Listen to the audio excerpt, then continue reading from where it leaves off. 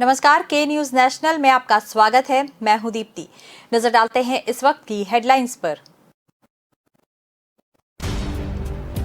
भारतीय महिला hockey team ने इतिहास रचा। टीम पहली बार ओलंपिक के सेमीफाइनल में पहुंची। पेगासस जासूसी कांड के मुद्दे पर हुए हंगामे की वजह से संसद का मॉनसून सत्र 2 सप्ताह से प्रभावित हुआ। असम मिजोरम सीमा विवाद पर सोमवार को प्रधानमंत्री नरेंद्र मोदी असम के सांसदों से मुलाकात करेंगे। केंद्रीय गृह मंत्री अमित शाह भी सीमा विवाद को खत्म करने में प्रयासरत। बंगाल में 16 अगस्त से हर साल मनाए जाने वाले खेला दिवस से पहले मुख्यमंत्री ममता बनर्जी औपचारिक रूप से इस कार्यक्रम को लॉन्च करेंगी। और तमिलनाडु के 10 मछुआरों पर श्रीलंका की ओर से अचानक हमला, एक के जख्मी होने की खबर। और अब खबरें विस्तार से। भारतीय महिला हॉकी टीम ने इतिहास रच दिया है। टीम पहली बार ओलंपिक के सेमीफाइनल में पहुंच गई है। भारत ने क्वार्टर फाइनल में 3 बार की ओलंपिक चैंपियन ऑस्ट्रेलिया को 1-0 से हरा दिया है। भारत के लिए एकमात्र गोल गुरजीत कौर ने 22वें मिनट में पेनल्टी कॉर्नर पर किया। अब सेमीफाइनल में टीम इंडिया का सामना 4 अगस्त को अर्जेंटीना से होगा। अर्जेंटीना ने क्वार्टर फाइनल में जर्मनी को 3-0 से हराकर सेमीफाइनल में जगह बनाई है। में विमेंस हॉकी टीम ने पहली बार हिस्सा लिया था। तब हालांकि सेमीफाइनल फॉर्मेट नहीं था। ग्रुप स्टेज के बाद सबसे ज्यादा पॉइंट वाली 2 टीमें सीधे फाइनल खेली थीं। भारतीय टीम तब 6 टीमों की पूल में चौथे स्थान पर रही थी। इसके बाद 2016 रियो ओलंपिक में टीम इंडिया 12वें स्थान पर रही थी। इस जीत ने सुनिश्चित कर दिया कि हॉकी में भारत का गोल्डन एरा लौट रहा है। भारत को लगातार 2 दिन में इस इवेंट में 2 खुशियां मिली। रविवार को पुरुष हॉकी टीम 49 साल बाद ओलंपिक में सेमीफाइनल में पहुंची। उसने क्वार्टर फाइनल में ग्रेट ब्रिटेन को 3-1 से हराया था। और अब महिला टीम ने सेमीफाइनल में जगह बनाकर ये खुशी डबल कर दी है। महिला टीम ने ग्रुप स्टेज में शुरुआती 3 मैच हारने के बाद गजब की वापसी की और पिछले 3 मैच में आयरलैंड, साउथ अफ्रीका और अब ऑस्ट्रेलिया को हराया। पहले क्वार्टर से ही दोनों टीमों के बीच कड़ी टक्कर देखने को मिली। पहले क्वार्टर में दोनों ही टीमों ने गोल करने का एक मौका गंवाया। मैच के दूसरे ही मिनट में ऑस्ट्रेलिया की फॉरवर्ड खिलाड़ी ने भारतीय गोल पर अटैक किया। हालांकि भारतीय डिफेंडर्स के आगे उनकी नहीं चली। भारत ने खेल के 90 मिनट में गोल करने का मौका बनाया था, लेकिन रानी रामपाल चूक गईं। वंदना कटारिया के पास पर रानी ने स्ट्रोक लिया, लेकिन बॉल गोल पोस्ट से जाकर लगी। भारतीय टीम ने दूसरे क्वार्टर में कमाल की हॉकी खेली। तीसरे क्वार्टर में ऑस्ट्रेलिया ने शानदार खेल दिखाया। उसे इस क्वार्टर में 2 पेनल्टी कॉर्नर मिले, हालांकि वे गोल करने में नाकाम रहे। आखिरी 2 क्वार्टर में ऑस्ट्रेलियाई टीम डोमिनेटिंग होकर खेली, लेकिन टीम भारतीय डिफेंस को नहीं भेद पाई। टोक्यो में भारतीय महिला टीम का अभियान नीदरलैंड्स, जर्मनी और डिफेंडिंग चैंपियन ब्रिटेन से लगातार 3 मैचों में हार से शुरू हुआ। हालांकि टीम ने शानदार वापसी करते हुए अपने से ऊपर रैंकिंग वाली आयरलैंड टीम को 1-0 से हराया। इसके बाद साउथ अफ्रीका को 4-3 से शिकस्त दी। भारत की क्वार्टर फाइनल में पोजीशन पूल ए के आखिरी मैच में आयरलैंड को 2-0 से हराने के बाद तय हुई। Bureau report. बढ़ते हैं अगली खबर पर। पेगासस जासूसी कांड के मुद्दे पर हुए हंगामे की वजह से संसद का मॉनसून सत्र 2 सप्ताह से काफी प्रभावित हुआ है। इसको देखते हुए इस सत्र को समय से पहले ही खत्म करने पर भी सरकार विचार कर रही है। विपक्ष का आरोप है कि सरकार बहस से भाग रही है। विपक्ष ने कहा है कि वो सरकार के इस प्रस्ताव पर पुरजोर विरोध करेगी। इस मुद्दे पर विपक्ष और सरकार दोनों ही आमने सामने हैं। दोनों ही सदनों में इस मुद्दे पर घमासान मचा हुआ है। राज्यसभा की कार्यवाही शुरू होते ही सबसे पहले बैडमिंटन में कांस्य जीतने के लिए पीवी सिंधु को बधाई दी गई। कांग्रेस के सांसद ने मनीष तिवारी ने पेगासस जासूसी कांड पर चर्चा के लिए सदन में नोटिस दिया है। उन्होंने कहा कि ये एक महत्वपूर्ण विषय है जिस पर चर्चा जरूरी है। उन्होंने आरोप लगाया कि सरकार ने इसका उपयोग पत्रकारों, सिविल सोसाइटी एक्टिविस्ट, राजनेताओं और सुप्रीम कोर्ट के जजों की जासूसी के लिए किया है। इसी तरह का एक और नोटिस कांग्रेस के ही सांसद मनिकम टैगोर ने भी लोकसभा में दिया है। उन्होंने मांग की है कि इस मुद्दे पर प्रधानमंत्री की मौजूदगी में बहस की जानी चाहिए। राज्यसभा में भी इस मुद्दे पर चर्चा के लिए सीपीआईएम के सांसद इलम राम करीम ने नोटिस दिया है। उन्होंने इस संबंध में नियम 267 का हवाला देते हुए कहा कि पेगासस पर चर्चा की जानी चाहिए। पेगासस जासूसी कांड के मुद्दे पर सरकार को घेरने के लिए विपक्ष की रणनीति को लेकर सभी विपक्षी पार्टियों की एक बैठक भी हुई। इसमें इस बारे में विचार विमर्श किया गया। सरकार और विपक्ष के बीच सुलह की कोशिशें भी अब कम होती जा रही हैं। विपक्ष जहां इस मुद्दे पर बहस की मांग कर रहा है, वहीं सरकार इसको गैर जरूरी बता रहा है। सरकार का आरोप है कि विपक्ष का ये एक राजनीतिक एजेंडा है, इसीलिए जनता से जुड़े मुद्दों पर सरकार बहस के लिए तैयार है। असम मिजोरम सीमा विवाद पर सोमवार को प्रधानमंत्री नरेंद्र मोदी असम के सांसदों से मुलाकात करेंगे। इस मुलाकात को दोनों राज्यों के बीच शांति स्थापित करने के कार्यक्रम में प्रयास के तौर पर देखा जा रहा है। केंद्रीय गृह मंत्री अमित शाह भी सीमा विवाद को खत्म करने में प्रयासरत हैं। इस बात की जानकारी मिजोरम के राज्यपाल ने दी। 26 जुलाई को हुई हिंसक झड़प के बाद से ही असम मिजोरम के बीच सीमा विवाद जारी है। असम सरकार का दावा है कि उनके नागरिकों को मिजोरम के लोग धमका रहे हैं। इस स्थिति को देखते हुए नागरिकों को पड़ोसी राज्य में न जाने की सलाह दी गई है। वहीं असम के मुख्यमंत्री हिमंत बिस्वा शर्मा का कहना है कि उन्होंने लोगों से हालात स्थिर होने तक मिजोरम न जाने को कहा है।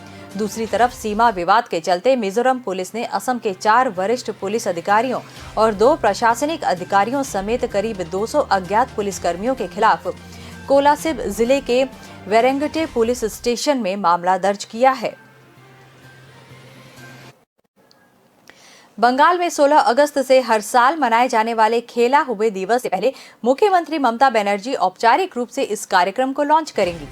कोलकाता के नेताजी इंडोर स्टेडियम में आयोजित कार्यक्रम में मुख्यमंत्री ने इसे लॉन्च किया। इस मौके पर ममता भारतीय फुटबॉल संघ से संबद्ध 303 क्लबों को 10-10 फुटबॉल भी प्रदान करेंगी। इसके साथ ही खेल के प्रति प्रोत्साहित करने के लिए बच्चों और युवाओं के बीच इस दिन 3300 फुटबॉल बांटे जाएंगे। इस फुटबॉल पर जय फुटबॉल लिखा होगा। इस अवसर पर मुख्यमंत्री कई पूर्व और वरिष्ठ खिलाड़ियों को सम्मानित भी करेंगी। राज्य सरकार की ओर से कहा गया है कि कोविड-19 प्रोटोकॉल का पालन करते हुए इस कार्यक्रम का आयोजन होगा। राज्य के खेल और युवा विभाग ने खेल होवे दिवस के उपलक्ष्य में 1 लाख फुटबॉल वितरित करने की योजना बनाई है। हाल में संपन्न बंगाल विधानसभा चुनाव में खेला होवे का नारा काफी लोकप्रिय हुआ था। ममता और तृणमूल कांग्रेस ने अपने चुनाव प्रचार और रैलियों में जमकर इस नारे का इस्तेमाल किया था। विधानसभा चुनाव में मिली प्रचंड जीत के बाद पार्टी सुप्रीमो और मुख्यमंत्री ममता बनर्जी ने बीते 21 जुलाई को शहीद दिवस कार्यक्रम के मौके पर इसके नाम पर हर साल 16 अगस्त को खेला होवे दिवस के रूप में ही मनाने की घोषणा की थी। दरअसल चुनाव में सफलता के बाद सत्तारूढ़ तृणमूल कांग्रेस इस नारे को पूरे देश भर में भुनाना चाहती है। हालांकि राज्य में मुख्य विपक्षी बीजेपी खेला होवे दिवस का विरोध कर रही है। तमिलनाडु के 10 मछुआरों पर श्रीलंका की ओर से अचानक हमला किया गया, जिसमें एक के जख्मी होने की खबर है। मामले में जांच की जा रही है। कुल 10 मछुआरे 28 जुलाई को नागापट्टिनम बंदरगाह से नाव पर सवार होकर मछली पकड़ने के लिए रवाना हुए। यह जानकारी मत्स्य पालन विभाग के अधिकारियों ने दी। इससे पहले भी श्रीलंका की ओर से तमिलनाडु के मछुआरों पर हमला होते रहे हैं। सोमवार सुबह ये सभी अंतर्राष्ट्रीय जल सीमा के करीबी तट के पास मछली पकड़ रहे थे, तभी श्रीलंका की नौसेना ने हमला बोला। नाव में मौजूद एक मछुआरे ने बताया कि उस इलाके में मौजूद कई नावों पर श्रीलंका के नौसैनिकों ने हमला कर दिया। पहले उन्होंने पत्थर फेंके, उसके बाद फायरिंग शुरू कर दी। एक गोली नाव में मौजूद साथी के सिर में लगी और वह जख्मी हो गया। तुरंत अपने नाव को तट की ओर वापस मोड़ दिया। मछुआरे ने इस बात पर जोर देते हुए बताया कि जिस वक्त हमला हुआ था ये सभी भारतीय सीमा में थे। देश में कोरोना के केस लगातार बढ़ रहे हैं। बीते 24 घंटों में 40,627 नए मरीज मिले, 36,627 ठीक हुए और 424 ने जान गंवाई। इस तरह अब एक्टिव केस यानी इलाज कर रहे मरीजों की संख्या 4,08,343 हो गई है। यह 26 जुलाई को घटकर 3,92,694 हो गई थी। नए केस लगातार 6वें दिन 40,000 से ज्यादा आए हैं। इस बीच रिसर्चर्स ने चेतावनी दी है कि मामलों में यह बढ़ोतरी कोरोना की छोटी लहर में तब्दील हो सकती है। आशंका है कि ये तीसरी लहर अगस्त में शुरू होकर अक्टूबर में पीक पर पहुंचेगी। वैज्ञानिकों ने एक मैथमेटिकल मॉडल के जरिए यह अनुमान लगाया है। ये study Indian institute of technology Hyderabad और IIT कानपुर से आई है। उन्होंने बताया कि तीसरी लहर में अच्छी स्थिति रही तो एक दिन में 1 लाख से कम मामले आएंगे और सबसे खराब स्थिति में एक दिन में 1.5 लाख से ज्यादा केस भी दर्ज हो सकते हैं। केरल और महाराष्ट्र में बढ़ते मामलों से मुश्किल खड़ी हो सकती है। जुलाई से अगस्त के बीच देश में 12.37 लाख मामले दर्ज किए गए। इस दौरान 13 लाख मरीज ठीक हुए और 24,259 की मौत हुई। जुलाई में सबसे ज्यादा केस दूसरे हफ्ते में यानी 7 से 14 जुलाई के दौरान दर्ज हुए। इस हफ्ते 2 लाख लोगों की रिपोर्ट पॉजिटिव आई।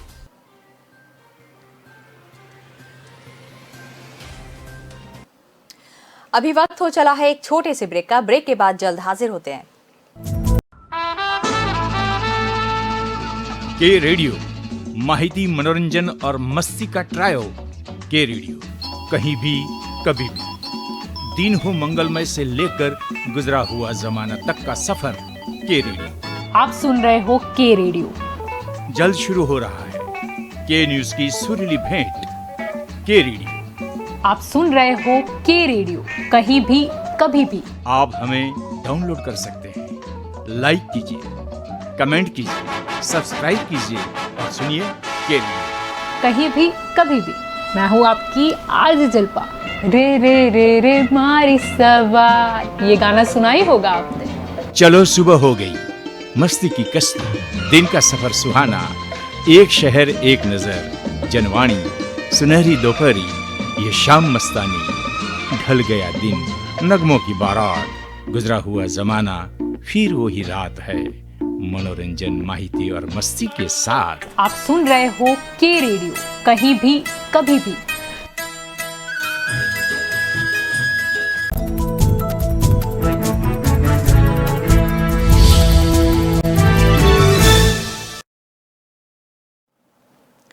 ब्रेक के बाद आपका स्वागत है। जापान में खेलों का महाकुंभ ओलंपिक जापान के टोक्यो में जारी है। हर भारतीय हर रोज वहां से मेडल की उम्मीद लगाए बैठता है।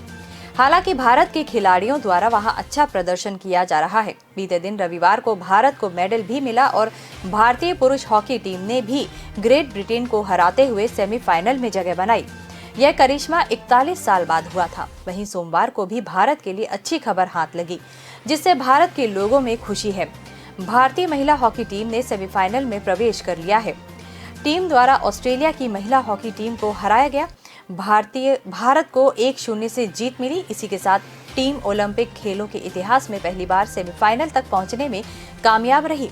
ऐसे में देश से ढेरों बधाइयां दी जा रही हैं। प्रधानमंत्री नरेंद्र मोदी, केंद्रीय खेल मंत्री अनुराग, यूपी के सीएम योगी आदित्यनाथ और भारत में ऑस्ट्रेलिया के उच्चायुक्त ने भी भारत की महिला हॉकी टीम को बधाई दी। केंद्रीय अल्पसंख्यक मामलों के मंत्री मुख्तार अब्बास नकवी ने कहा है कि मुस्लिम महिला एक्ट लागू होने के बाद 3 तलाक के मामलों में 80% की कमी आई है। कानून के 2 साल पूरे होने पर रविवार को दिल्ली में एक कार्यक्रम में उन्होंने ये बात कही। 1 अगस्त 2019 को कानून लागू होने से पहले उत्तर प्रदेश में 63,000 से ज्यादा मामले दर्ज थे, जो कानून लागू होने के बाद 221 रह गए। वहीं एक्ट लागू होने के बाद बिहार में 49 मामले ही दर्ज हुए। नकवी ने कहा कि अब 3 तलाक क्रिमिनल एक्ट बन गया है। उन्होंने कहा कि प्रधानमंत्री नरेंद्र मोदी ने अयोध्या में राम मंदिर का मुद्दा सुलझाया, जम्मू कश्मीर से आर्टिकल 370 हटाया और मरहम कानून को खत्म किया। 3500 से ज्यादा मुस्लिम महिलाओं ने बिना मरहम के हज की यात्रा की है। कार्यक्रम में केंद्रीय मंत्री स्मृति ईरानी ने कहा कि मुस्लिम महिला अधिकार दिवस मुस्लिम महिलाओं की भावना और संघर्ष को सलाम करने के लिए है। कार्यक्रम में केंद्रीय मंत्री भूपेंद्र यादव भी शामिल हुए। 3 तलाक बिल 30 जुलाई 2019 को राज्यसभा में पास हुआ था। राज्यसभा में वोटिंग के दौरान बिल के पक्ष में 99 और विरोध में 84 वोट पड़े थे।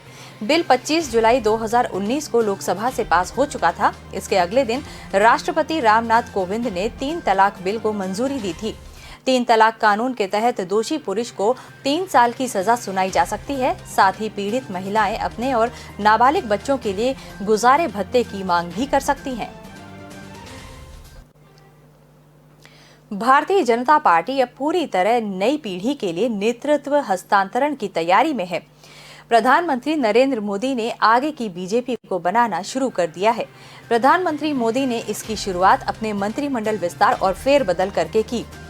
अगले कदम के रूप में कर्नाटक में येदियुरप्पा की जगह पूर्व मुख्यमंत्री SR बोम्मई के बेटे बसवराज बोम्मई को मुख्यमंत्री बनाया गया। बीजेपी के भीतर चर्चा ये भी है कि देर सवेर मध्य प्रदेश में भी नेतृत्व परिवर्तन होगा और शिवराज सिंह चौहान की जगह नरोत्तम मिश्रा, BD शर्मा, प्रहलाद पटेल या किसी और को कमान दी जा सकती है। दरअसल मोदी शाह की जोड़ी अब पूरी तरह से अपने युग की बीजेपी तैयार कर रही है, जो अटल, आडवाणी और जोशी युग की छाया से न सिर्फ पूरी तरह मुक्त होगी बल्कि आने वाले 2 दशक तक पार्टी नेतृत्व की शिखर पंक्ति में यही चेहरे रहेंगे जिन्हें अब जिम्मेदारियां दी जा रही हैं। बीजेपी में इस समय जितने भी क्षेत्रीय क्षत्रप हैं, वो सब अटल, आडवाणी की बीजेपी के जमाने में पैदा हुए हैं। सिर्फ योगी आदित्यनाथ ही अकेले ऐसे क्षत्रप हैं जो 2014 के बाद की बीजेपी में उभर कर आए हैं, जबकि BS येदियुरप्पा, शिवराज सिंह चौहान, वसुंधरा राजे, रमन सिंह का उदय अटल बिहारी वाजपेयी और लालकृष्ण आडवाणी के दौर में हुआ। एक समय ये सब खुद को नरेंद्र मोदी से कम नहीं समझते थे और इसीलिए 2014 में मोदी की अगुवाई में बीजेपी के तूफानी उदय के बावजूद इन्हें मोदी को अपना स्वाभाविक नेता मानने में खासी परेशानी होती रही है।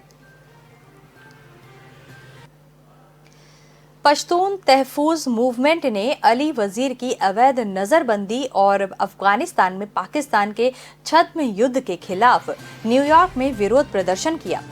अली वजीर पाकिस्तान में मानवाधिकारों के उल्लंघन और सैन्य उत्पीड़न के खिलाफ आवाज उठाते रहे हैं। PTM ने एक बयान में कहा कि न्यूयॉर्क और कनेक्टिकट में पार्टी के सदस्यों ने कार रैली में बड़ी संख्या में हिस्सा लिया। उन्होंने अली वजीर की तत्काल रिहाई और अफगानिस्तान में पाकिस्तानी छद्म युद्ध की समाप्ति की मांग की। उन्होंने कहा कि पश्तूनों के शांतिपूर्ण जीवन के लिए आवाज उठाने के लिए अली वजीर को अवैध हिरासत में रखा है। कनेक्टिकट में PTM के उपाध्यक्ष अमीन जान इब्राहिमी ने कहा कि अफगानिस्तान में पाकिस्तानी हस्तक्षेप बिल्कुल स्पष्ट है। तालिबान नेतृत्व क्वेटा, पेशावर और मिरान शाह में रह रहे हैं और योजना बना रहे हैं। तालिबान पाकिस्तानी समर्थन के बिना एक भी दिन नहीं टिक सकता। अफगानिस्तान में युद्ध को समाप्त करने के लिए पाकिस्तान पर तालिबान और अन्य आतंकवादी समूहों का समर्थन समाप्त करने के लिए दबाव डालना होगा।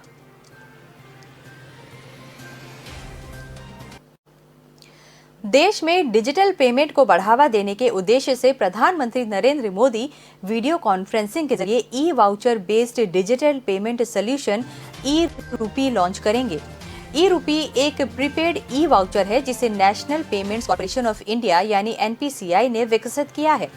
इसके जरिए कैशलेस और कॉन्टैक्टलेस पेमेंट होगा। सरकार के अनुसार इसके जरिए योजनाओं का लाभ आखिरी व्यक्ति तक पहुंचाने में मदद मिलेगी। ये एक कैशलेस और कॉन्टैक्टलेस तरीका है। ये सेवा देने और लेने वालों को सीधे तौर पर जोड़ता है। इससे सरकारी योजनाओं का लाभ सीधे लाभार्थियों को मिलेगा। इससे भ्रष्टाचार में कमी आएगी। यह एक QR कोड या SMS स्ट्रिंग बेस्ड ई-वाउचर है जिसे सीधे लाभार्थियों के मोबाइल पर भेजा जाता है। इस वन टाइम पेमेंट सर्विस में यूजर्स बिना कार्ड, डिजिटल पेमेंट ऐप या इंटरनेट बैंकिंग के बावजूद वाउचर को रिडीम कर सकेंगे। ई-रूपी के जरिए सरकारी योजनाओं से जुड़े विभाग या संस्थान बिना फिजिकल कांटेक्ट के सीधे तौर पर लाभार्थियों और सर्विस प्रोवाइडर से जुड़े रहेंगे। इसमें यह भी सुनिश्चित किया जाएगा कि लेन देन पूरा होने के बाद ही सर्विस प्रोवाइडर को भुगतान किया जाए। प्रीपेड होने की वजह से यह किसी भी मध्यस्थ को शामिल किए बिना सर्विस प्रोवाइडर का समय पर भुगतान करता है। इन डिजिटल वाउचर का उपयोग प्राइवेट सेक्टर में अपने एम्प्लॉय वेलफेयर और कॉर्पोरेट सामाजिक जिम्मेदारी कार्यक्रमों के लिए भी किया जा सकता है। अभी लेते एक छोटा सा ब्रेक के बाद जल्द हाजिर होते हैं।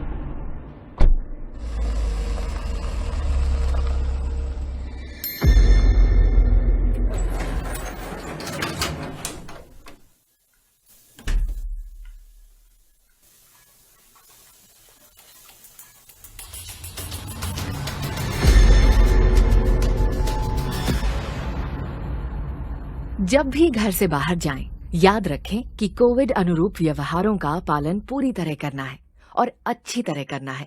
यानी मास्क पहनकर रखें, दूसरों से कम 2 गज की दूरी बनाकर रखें और समय समय पर हाथ साफ करें ताकि हम और हमारा परिवार कोरोना से बचा रहे।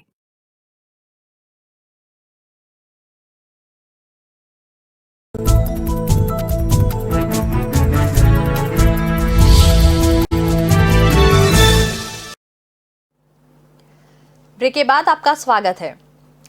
देश के कई इलाकों में बाढ़, बादल फटने और लैंडस्लाइड की घटनाओं के बीच मौसम विभाग ने जुलाई में बारिश के आंकड़े जारी किए हैं। इसके मुताबिक पिछले महीने देश भर में सामान्य से 7% कम बारिश हुई है। भारत मौसम विज्ञान विभाग ने रविवार को कहा कि जुलाई के पहले सप्ताह में मानसून ने रफ्तार पकड़ी थी, लेकिन आखिर में यह महीना 7% की कमी के साथ खत्म हुआ। जुलाई में कोस्टल और सेंट्रल महाराष्ट्र, गोवा, कर्नाटक में बहुत ज्यादा बारिश दर्ज की गई। महाराष्ट्र के कई कस्बों और शहरों में भारी बारिश की वजह से लैंडस्लाइड की कई घटनाएं हुई। इनमें कई लोगों की जान चली गई और संपत्ति को नुकसान हुआ। उत्तर भारतीय राज्यों जम्मू और कश्मीर, उत्तराखंड, हिमाचल प्रदेश और लद्दाख में भी बादल फटने की घटनाएं देखी गई। इसमें भी कई लोगों की जान गई। दिल्ली में भी बहुत अच्छी बारिश दर्ज की गई। इन सब के बावजूद जुलाई में मानसून अपना कोटा पूरा नहीं कर पाया। दक्षिण पश्चिम मानसून अपने नॉर्मल शेड्यूल से 2 दिन बाद 3 जून को केरल पहुंचा था। 19 जून तक इसने बहुत तेजी से पूर्व, पश्चिम, दक्षिण और उत्तर भारत के कुछ हिस्सों को कवर कर लिया। इसके बाद ये धीमा पड़ गया और कई इलाकों को बारिश का इंतजार करना पड़ा। 8 जुलाई से मानसूनी बारिश का दौर दोबारा शुरू हुआ। पेगासस जासूसी कांड पर सरकार और विपक्ष के बीच जमकर हंगामा हो रहा है। इस मुद्दे पर हो रहे हंगामे की वजह से सदन पिछले 2 सप्ताह में एक भी दिन पूरी तरह से नहीं चल सका। इस मुद्दे पर जहां विपक्ष लगातार बहस की मांग कर रहा है, वहीं सरकार इसको मना कर रही है। सरकार का कहना है कि विपक्ष इस मुद्दे पर राजनीति कर रहा है, लिहाजा जनता से जुड़े मुद्दे पर बहस की जानी चाहिए। लेकिन 2 सप्ताह से चल रहे गतिरोध की वजह से सरकार को करोड़ों का नुकसान उठाना पड़ रहा है। सरकार के मुताबिक विपक्ष के हंगामे की वजह से राज्यसभा और लोकसभा के कामकाजी घंटों में काफी कमी आई है। संसद का मॉनसून सत्र 19 जुलाई से शुरू हुआ था, लेकिन तब से लेकर अब तक दोनों सदनों में कुल 107 घंटों के कामकाजी में महज 18 घंटे ही कार्यवाही सुचारू रूप से चल सकी। सरकार की दी गई जानकारी के मुताबिक इसकी वजह से सरकार को 133 करोड़ रुपए का नुकसान उठाना पड़ा है। सरकार ने कहा है कि पिछले 2 सप्ताह के दौरान लोकसभा के 54 घंटों के कामकाजी समय में केवल 7 घंटे ही सदन चला है। वहीं राज्यसभा के 53 घंटों में कामकाजी समय में केवल 11 घंटे ही सदन की कार्यवाही सुचारू रूप से चल सकी है। इसको देखते हुए सरकार मॉनसून सत्र को समय से पहले खत्म करने की तैयारी कर रही है। हालांकि विपक्ष ने सरकार के इस मंशा का विरोध करने का मन बना लिया है। आज कोरोना के खिलाफ सबसे बड़ा हथियार यानी mRNA वैक्सीन की टेक्निक विकसित करने का फैसला उन 9/11 के बाद हुए एंथ्रेक्स हमलों की वजह से हुआ। एंथ्रेक्स हमलों से अमेरिका परेशान हो उठा था कि अगर युद्ध में उसकी सेना पर किसी वायरस से जैविक हमला हो गया तो बस इसके बाद से ही पेंटागन की defence advance research projects agency ने मैसाचुसेट्स की कंपनी मॉडर्ना को mRNA बेस्ड वैक्सीन विकसित करने का कॉन्ट्रैक्ट दे दिया और आज इसी टेक्निक पर आधारित mRNA वैक्सीन कोरोना के बाद कैंसर को मारने के लिए तकरीबन तैयार है। जर्मन बायोटेक्नोलॉजी कंपनी बायोएनटेक ने जून में घोषणा की है कि mRNA टेक्निक पर आधारित कैंसर वैक्सीन BNT111 फेज 2 का कैंसर के पहले मरीज पर ट्रायल हो गया है। हम सभी जानते हैं कि बाहरी परत पर बने खास तरह के प्रोटीन स्पाइक्स यानी प्रोटीन से बनी नोक जैसी आकृतियां ही कोरोना वायरस की पहचान है। हमारा इम्यून सिस्टम इन नोकदार प्रोटीन को देखकर उन्हें पहचान लेता है और उसके खिलाफ एंटीबॉडी बना लेता है। मतलब यह कि हमारा शरीर भविष्य में कोरोना का संक्रमण होने पर उसके वायरस को पहचान लेगा और हमारी रक्षा कोशिकाएं उन्हें मार देंगी। ठीक इसी तरह से कैंसर के मामले में mRNA वैक्सीन से हमारे शरीर का प्रतिरोधक तंत्र कैंसर वाली कोशिकाओं को पहचान कर उन्हें मार देगा। कुल मिलाकर हमारा इम्यून सिस्टम कैंसर से ग्रसित कोशिकाओं को पहचान कर उन्हें मारना सीख जाता है। कैंसर के टाइप के आधार पर उन लोगों के लिए प्रिवेंटिव वैक्सीन बनाना संभव है जिनमें कुछ तरह के कैंसर विकसित होने का रिस्क है। भारतीय इकोनॉमी कोरोना की दूसरी लहर के प्रभावों से बाहर निकलते हुए नजर आ रही है। सोमवार को जारी मैन्युफैक्चरिंग PMI के आंकड़े इस बात की ओर इशारा कर रहे हैं। IHS मार्केट के मासिक सर्वे के मुताबिक जुलाई महीने में देश की मैन्युफैक्चरिंग सेक्टर की गतिविधियों में पिछले 3 माह में सबसे मजबूत वृद्धि देखने को मिली। कोविड-19 की वजह से विभिन्न जगहों पर लागू लॉकडाउन में छूट और मांग की स्थिति में सुधार से विनिर्माण क्षेत्र की गतिविधियों में यह उल्लेखनीय वृद्धि देखने को मिली। रोजगार के मोर्चे की बात की जाए तो जुलाई में नौकरियों में मामूली वृद्धि देखने को मिली। इससे 15 माह से चली आ रही छंटनी का सिलसिला थम गया। मुद्रास्फीति के मोर्चे पर देखा जाए तो इसमें हल्की नरमी देखने को मिली। हालांकि लागत व्यय में काफी अधिक तेजी देखने को मिली है। आउटपुट से जुड़े खर्चों में मामूली वृद्धि हुई है, लेकिन कई कंपनियां बिक्री को बढ़ावा देने के लिए अतिरिक्त लागत को खुद वहन कर रही है। उत्तर प्रदेश में वैश्विक महामारी कोरोना वायरस संक्रमण पर प्रभावी नियंत्रण के बाद योगी आदित्यनाथ सरकार धीरे धीरे सभी गतिविधियां सामान्य करने के प्रयास में है। इस क्रम में सरकार अब शिक्षण संस्थान भी खोलने की तैयारी में है। माना जा रहा है कि स्वतंत्रता दिवस के बाद प्रदेश में यूनिवर्सिटी और डिग्री कॉलेज खोले जाएंगे। सरकार ने कोरोना संक्रमण के कारण लगभग 1.5 वर्ष से बंद स्कूलों और कॉलेजों में पढ़ाई शुरू करने की तैयारी कर ली है। प्रदेश में कोरोना की दूसरी लहर पर काबू होने के बाद मुख्यमंत्री योगी आदित्यनाथ ने सोमवार को उच्च अधिकारियों के साथ बैठक में हालात की समीक्षा करते हुए निर्देश दिया कि सभी बोर्डों के हाई स्कूल और इंटरमीडिएट के परिणाम घोषित हो चुके हैं। स्नातक स्तर पर इसके दाखिले की प्रक्रिया 5 अगस्त से शुरू कर दें। माध्यमिक शिक्षण संस्थानों में प्रोन्नत किए गए छात्रों की भर्ती प्रक्रिया भी इसी तारीख से शुरू होनी है और इन सभी की कक्षाएं 16 अगस्त से शुरू करने के लिए मुख्यमंत्री ने कहा है। इसके अलावा उच्च शिक्षण संस्थानों में 1 सितंबर से पढ़ाई शुरू कर दी जाएगी। तो इस बुलेटिन में फिलहाल इतना ही। आप बने रहिए के न्यूज़ नेशनल के साथ। नमस्कार।